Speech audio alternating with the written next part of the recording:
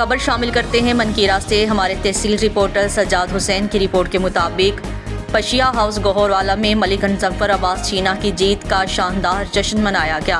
गौहरवाला में मलिक ताहिर इकबाल शाही और मलिक हसन रजा पशिया को मुबारकबाद देने के लिए यूनियन कौंसिल गौहरवाला की आवाम का समंदर उमड़ आया।